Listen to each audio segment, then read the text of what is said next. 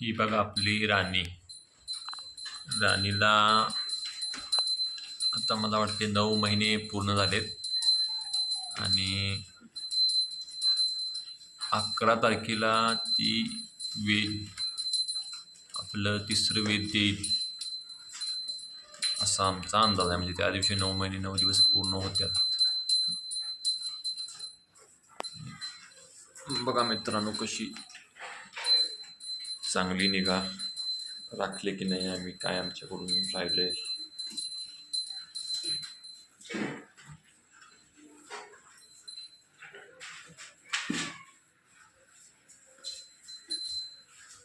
सरकन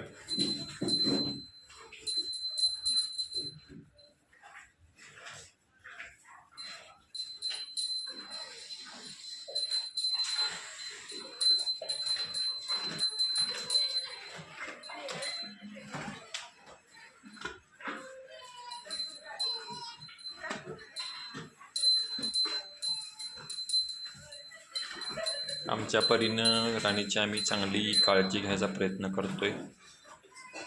तरी दुसऱ्या वेताला राणीला आमच्या बपिशियाचा त्रास झाला होता. यावर्षी तसा काही त्रास झालेला नाही आहे.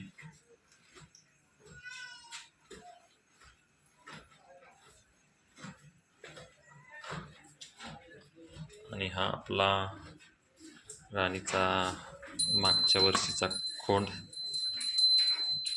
याचं नाव सरकार आहे.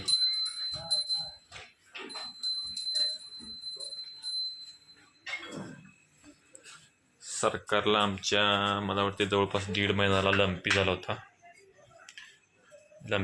आणि अंगावर फोड्या काय जास्त उठल्या नाहीत, पण पायाला जखम झाली होती. जवळपास महिना सव्वा महिना ती जखम होती.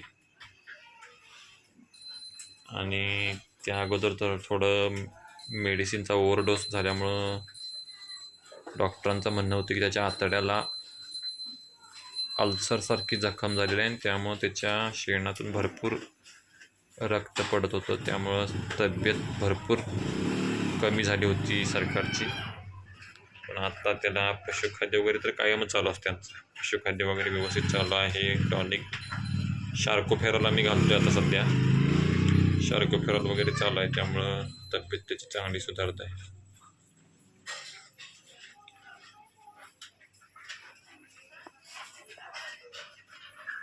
खरं म्हणजे आम्हाला सरकारला विकायचं होतं, कारण आता राणी पण व्यायला झाली आहे. तिचं पिल्लू आता एक ॲड होणार आहे आपल्या ह्याच्यात, आणि सरकारला आम्हाला सांभाळायचं थोडंसं अवघड होते.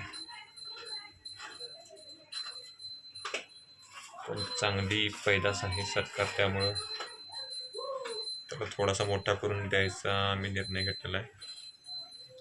तुमचं काय मत आहे ते पण तुम्ही सांगा. सरकारची तब्येत बघा, त्याची जात आणि त्याची बॉडी स्ट्रक्चर कसं आहे हे पण तुम्ही सांगा थोडंसं.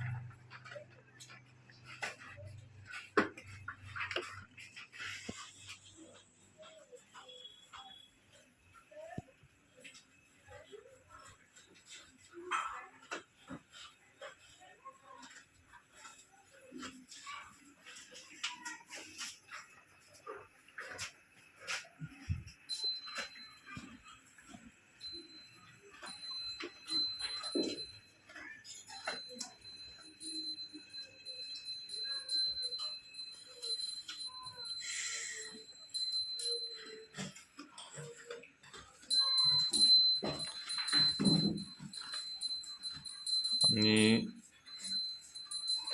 आपण यावर्षी राणीला तिरपणकरांचा जो सांगवडी राजा वळू आहे, संख सोन्या लाईनचा, तो भरवलेला आहे. आणि यावेळेला एक चांगली पैदास मिळायची आम्हाला अपेक्षा आहे. तुमच्या सर्वांच्या आशीर्वादानं चांगली पैदास होईल अशी अपेक्षा करतो. धन्यवाद.